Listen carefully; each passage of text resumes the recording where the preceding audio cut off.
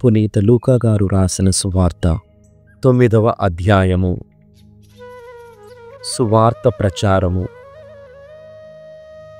యేసు తన 12 శిష్యులను చెంతకు పిలిచి, దయ్యములను పారద్రోలుటకు, వ్యాధులను పోగొట్టుటకు వారికి శక్తిని అధికారమును ఇచ్చెను. దేవుని రాజ్యము ప్రకటించుటకు, రోగులను స్వస్థపరుచుటకు వారిని పంపెను. మీరు ప్రయాణము చేయునప్పుడు ఊత కర్రను గాని, సంచిని గాని, రొట్టెను గాని, ధనమును గాని, 2 అంగీలను గాని తీసుకొని పోరాదు. మీరు ఒక ఇంట ప్రవేశించినప్పుడు తిరిగి పోవు వరకు అచటనే ఉండుడు. ఎవరు మిమ్ము ఆహ్వానింపరో వారి తిరస్కార భావమునకు సూచనగా మీ పాదధూళిని అచట విదిలించి పొండు అని యేసు వారికి ఉపదేశించెను. అంతట వారు వెళ్ళి గ్రామ గ్రామమున సువార్తను ప్రకటించుచు, రోగులను స్వస్థపరచుచు అంతటా పర్యటింపసాగిరి. హేరోదు కలవరపాటు. ఆ కాలమున గలిలియ రాజ్యపాలకుడగు హేరోదు యేసును గూర్చి అంతయు విని కలవరపడెను. ఏలయన యోహాను మృతుల నుండి జీవముతో లేపబడెనని కొందరు, ఏలియా అవతరించెనని మరికొందరు, పూర్వ ప్రవక్తలలో ఒకడు సజీవుడై లేచినని ఇంకనూ కొందరు చెప్పుకొనుచుండిరి. నేను యోహాను తల తీయించి తిని కదా, మరి నేను వినుచున్న వార్తలన్నీయు ఎవరిని గురించి ఉండవచ్చును అని తలంచుచు హేరోదు ఆయనను చూడగోరెను. 5,000 మందికి ఆహారము. శిష్యులు తిరిగి వచ్చి తాము చేసిన పనులన్నీయు వివరించిన పిదప ఆయన వారిని మాత్రమే వెంటబెట్టుకుని బెత్సైదా గ్రామమునకు వెళ్ళెను. జనసమూహములు ఈ విషయమును తెలుసుకుని వారిని వెంబడించెను.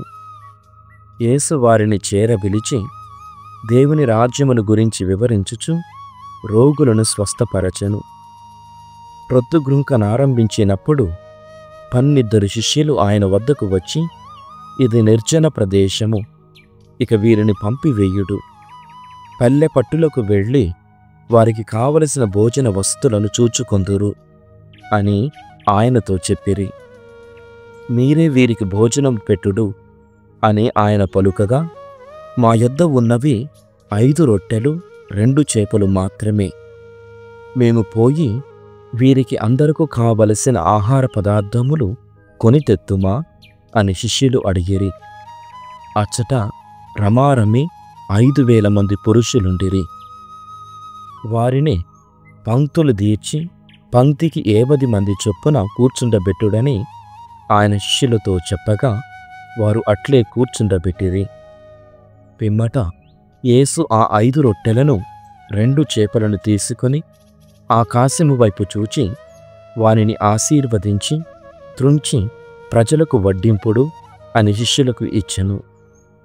వారందరూ భుజించి సంతృప్తి పడిన పిదప మిగిలిన ముక్కలను శిష్యులు 12 గంపలకు ఎత్తిరి. యేసు ప్రశ్న, పేతురు సమాధానము. ఒక పర్యాయము యేసు ఒంటరిగా ప్రార్థన చేసుకొనుచుండగా ఆయన శిష్యులు కూడా అచట ఉండిరి. అప్పుడు ఆయన వారిని, ప్రజలు నేను ఎవరినని భావించుచున్నారు అని అడిగెను. బప్తిస్త యోహాను అని కొందరు, ఏలియా అని మరికొందరు, పూర్వ ప్రవక్తలలో ఒకడు సజీవుడై లేచి వచ్చినని ఇంకనూ కొందరు అనుకొనుచున్నారు అని వారు సమాధానమిచ్చిరి.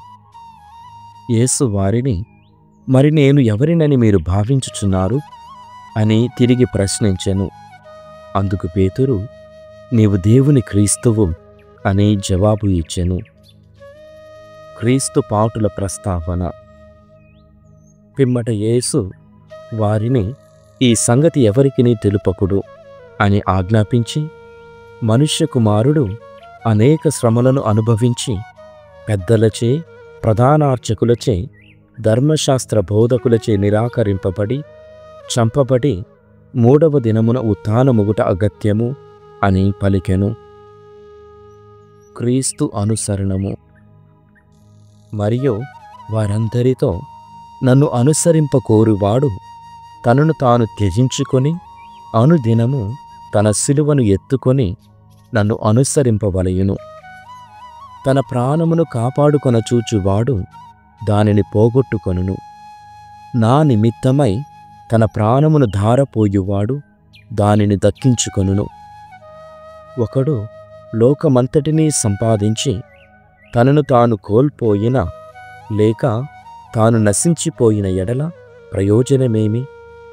నన్ను గూర్చియు నా సందేశమును గూర్చియు సిగ్గుపడు వానిని గూర్చి మనుష్య కుమారుడు తన మహిమతోనూ తన తండ్రి మహిమతోనూ దేవదూతల మహిమతోనూ వచ్చినప్పుడు సిగ్గుపడును. ఇచ్చట ఉన్న వారిలో కొందరు దైవరాజ్యమును చూచు వరకు మరణింపబోరని నిశ్చయముగా చెప్పుచున్నాను అని యేసు శిష్యులతో పలికెను. దివ్యరూపధారణము. ఈ బోధలు చేసిన పిదప దాదాపు 8 రోజులకు పేతురు, యోహాను, యాకోబులను వెంటబెట్టుకొని ఆయన ప్రార్థన చేసుకొనుటకై పర్వతముపైకి వెళ్ళెను. ఆయన ప్రార్థన చేసుకొనుచుండగా యేసు ముఖరూపము మార్పు చెందెను. ఆయన వస్త్రములు తెల్లగా ప్రకాశించెను. అప్పుడు 2 పురుషులు ఆయనతో సంభాషించుచుండిరి. వారు మోషే, ఏలియా అనువారు. వారిద్దరూ మహిమతో కనిపించి యేసు యెరూషలేములో మరణింపవలసిన నిర్ణయమును గూర్చి ఆయనతో మాట్లాడుచుండిరి. పేతురు అతని తోడివారును నిద్రమత్తులో ఉండిరి. వారు మేలుకొనినప్పుడు యేసు మహిమను ఆయన చెంతనున్న ఆ పురుషులిద్దరినీ చూచిరి. వారిద్దరూ ఆయన యొద్ద నుండి వెళ్ళిపోవుచుండగా పేతురు, ప్రభూ, మనము ఇచ్చట ఉండుట మంచిది. ఒకటి మీకు, ఒకటి మోషేకు, ఒకటి ఏలియాకు 3 గుడారములను నిర్మిద్దుము అని తాను పలుకునది తనకే తెలియక మాట్లాడాను. అతడు ఇట్లు పలుకుచుండగా ఒక మేఘము దిగి వచ్చి ఆ శిష్యులను ఆవరించెను. అప్పుడు వారు భయపడిరి.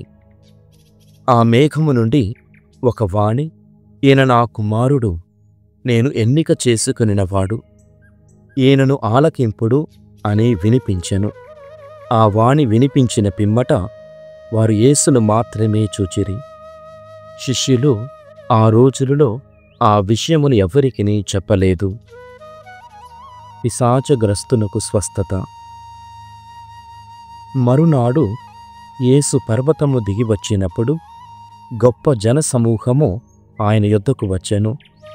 ఆ జనసమూహము నుండి ఒకడు ఎలుగెత్తి, బోధకుడా, నా పుత్రునిపై కనికరము చూపుము.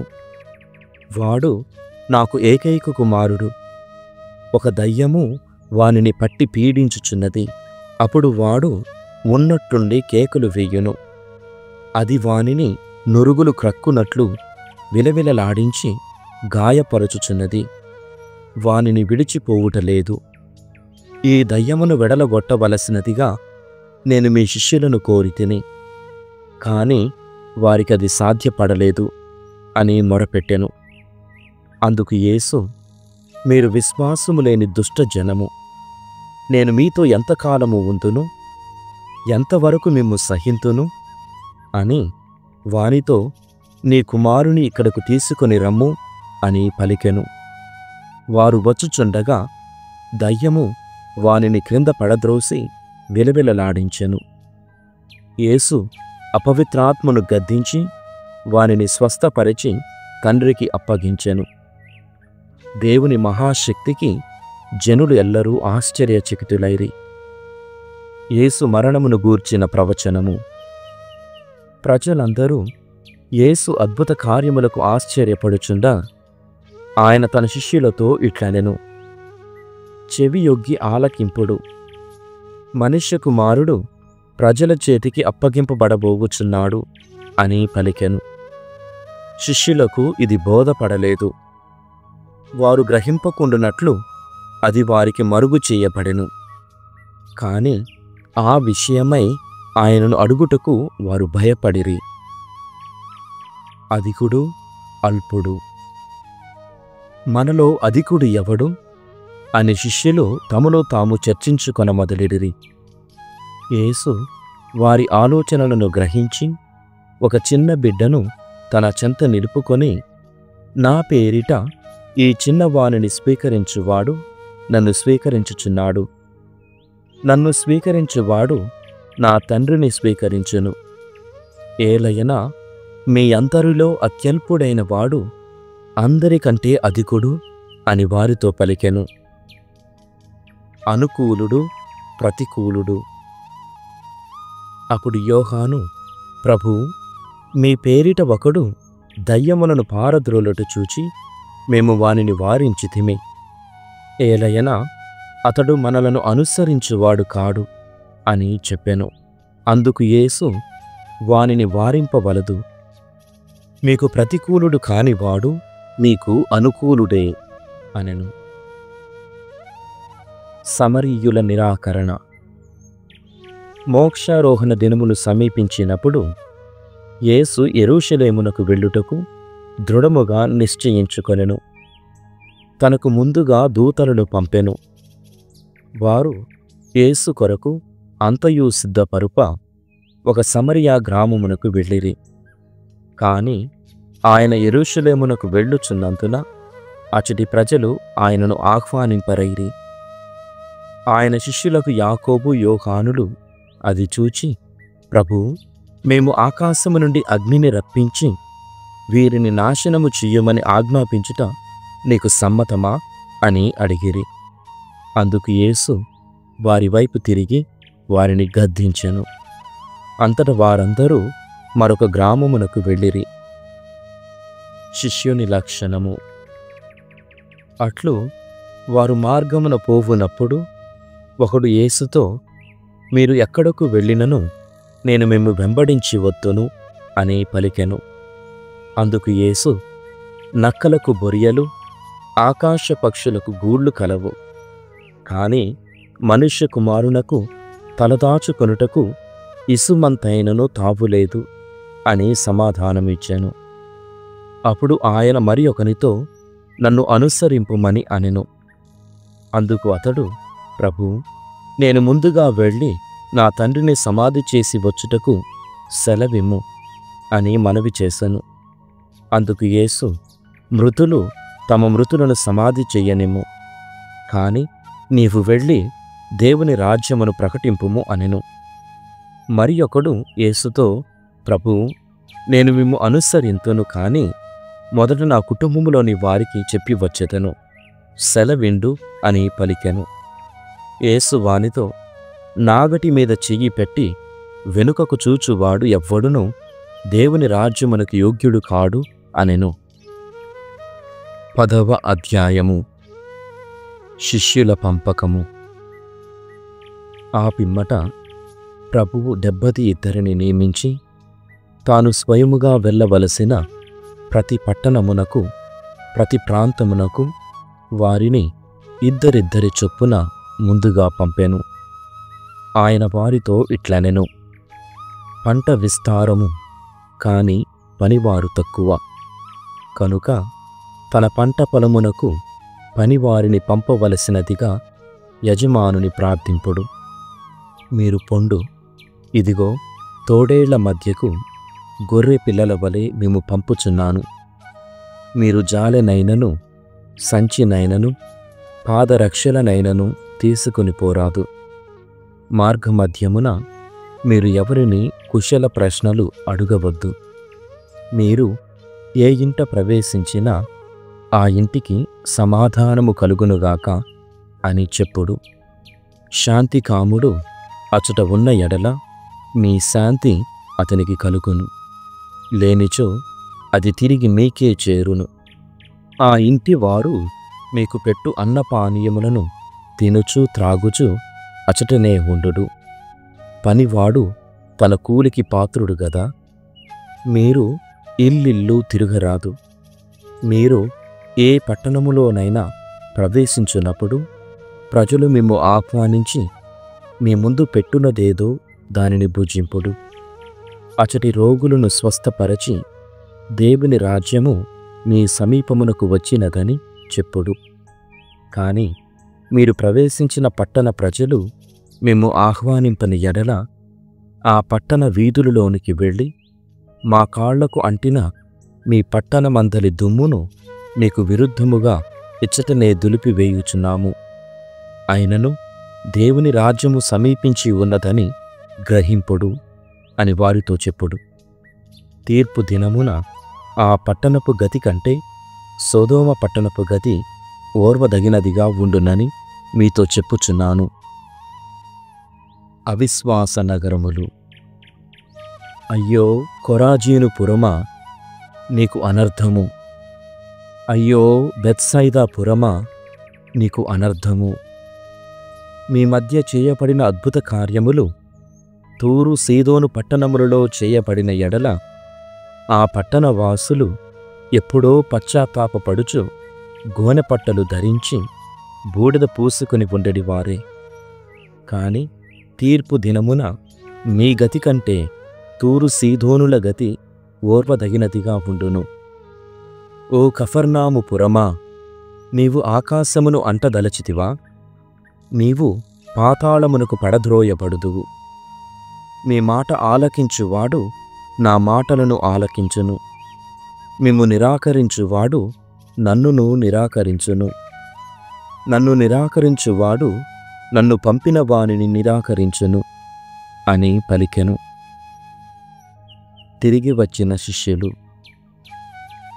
ఆ 72 తిరిగి వచ్చి, ప్రభూ, మీ పేరిట పిశాచములు కూడా మాకు లోబడుచున్నవి అని చెప్పిరి. అందుకు యేసు, సైతాను ఆకాశము నుండి మెరుపు వలె పడిపోవుట కాంచితిని. నేను మీకు పాములను తేళ్లను నలగద్రొక్కుటకును శత్రువు బలమును అనగద్రొక్కుటకును అధికారమునిచ్చితిని. అవి ఏవియు మీకు హాని చేయజాలవు.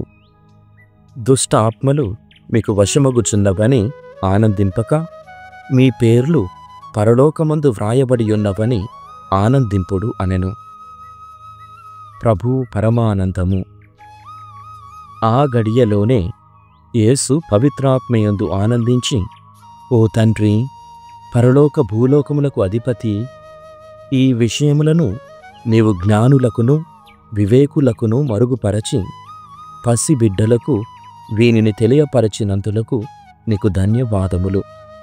అవును తండ్రి, ఇది నీ అనుగ్రహపూర్వక సంకల్పము. నా తండ్రి నాకు సమస్తము అప్పగించియున్నాడు. తండ్రి తప్ప మరెవ్వరునూ కుమారుని ఎరుగరు, కుమారుడు తప్ప మరెవ్వరునూ తండ్రిని ఎరుగరు. మరియు కుమారుడు ఎవరికి ఎరిగింప ఇష్టపడునో వారు మాత్రమే తండ్రిని ఎరుగుదురు అనెను. అప్పుడు యేసు శిష్యుల వైపు తిరిగి వారిని మాత్రమే ఉద్దేశించి, మీరు చూచటి ఈ సంఘటనలను చూడగలిగిన నేత్రములు ఎంత ధన్యమైనవి! ప్రవక్తలు రాజులు అనేకులు మీరు చూచుచున్నవి చూడగోరిరి, కాని చూడలేకపోయిరి. మీరు వినుచున్నవి వినగోరిరి, కాని వినజాలకపోయిరి అని పలికెను. మంచి సమరీయుని ఉపమానము. అంతటా ఒక ధర్మశాస్త్ర బోధకుడు లేచి, బోధకుడా, నిత్యజీవము పొందుటకు నేనేమి చెయ్యవలేను అని యేసును పరీక్షింపగోరి ప్రశ్నించెను. అందుకు యేసు, ధర్మశాస్త్రమున ఏమని వ్రాయబడియున్నది? అది నీకెట్లు అర్థమగుచున్నది అని తిరుగ ప్రశ్న వేసెను. అందుకు అతడు, నీ దేవుడైన ప్రభువును నీ పూర్ణ హృదయముతోనూ నీ పూర్ణ ఆత్మతోనూ నీ పూర్ణ శక్తితోనూ నీ పూర్ణ మనస్సుతోనూ ప్రేమింపుము. నిన్ను నీవు ప్రేమించుకొనున్నట్లే నీ పొరుగు వానిని ప్రేమింపుము అని వ్రాయబడియున్నది అని పలికెను. నీవు సరిగా సమాధానమిచ్చితివి, అటులనే చెయ్యుము, నీవు జీవింతువు అని యేసు వానితో చెప్పెను. కాని అతడు తనను సమర్థించుకొనుటకై, నా పొరుగువాడు ఎవడు అని యేసును అడిగాను. యేసు ఇటుల సమాధానమిచ్చెను. ఒకానొకడు యెరూషలేము నుండి యెరికో నగరమునకు వెళ్ళుచుండెను. త్రోవలో అతనిని దొంగలు చుట్టుముట్టి దోచుకొని గాయపరిచి కొన ఊపిరితో విడిచిపోయిరి. ఆ తరువాత ఒక యాజకుడు ఆ మార్గమున వెళ్ళుచు వానిని చూచియు తప్పుకొని పోయెను.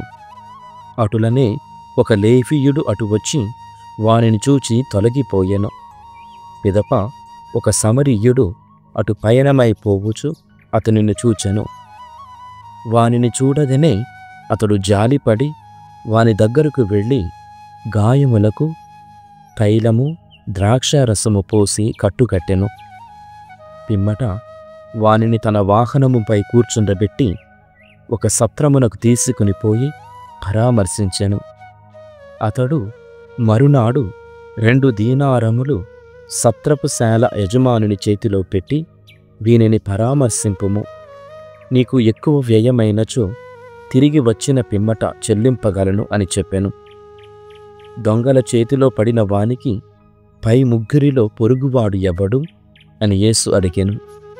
కనికరము చూపిన వాడే అని ధర్మశాస్త్ర బోధకుడు సమాధానమిచ్చెను. యేసు అతనితో, నీవు వెళ్ళి అటులనే చెయ్యము అని పలికెను. మరియమ్మ, మార్తమ్మ. వారు ప్రయాణము చేయుచుండగా యేసు ఒక గ్రామమునకు వచ్చెను. అచ్చట మార్తమ్మ అను ఒక స్త్రీ ఆయనను తన ఇంటికి ఆహ్వానించెను. ఆమెకు మరియమ్మ అను ఒక సోదరి కలదు. ఆమె ప్రభువు పాదముల చెంత కూర్చుండి ఆయన బోధలు వినుచుండెను. మార్తమ్మ పెక్కు పనులతో సతమతమగుచు ఆయన యొద్దకు వచ్చి, ప్రభూ, నా సహోదరి పనులన్నీయూ నాపై వదలి మీ చెంత కూర్చొని ఉండుట మీరు గమనించుటలేదా? నాకు సహాయము చేయుటకు ఆమెను పంపుడు అనెను.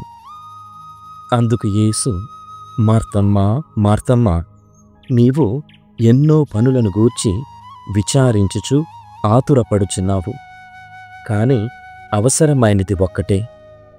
మరియమ్మ ఉత్తమమైన దానిని ఎన్నుకొనినది, అది ఆమె నుండి తీసివేయబడదు అని సమాధానమిచ్చెను. సామెతల గ్రంథము 26వ అధ్యాయము. మూర్ఖుడడిగెడు మూర్ఖపు ప్రశ్నలకు జవాబు చెప్పకూడదు. చెప్పినచో మనమును వాని వంటి వారలము అగుదము. మూర్ఖుడడిగెడి వెర్రి ప్రశ్నలకు వెర్రి జవాబులనే చెప్పవలయును. లేకున్నచో వాడు తాను తెలివైన వాడుననుకొని వెర్రవీగును.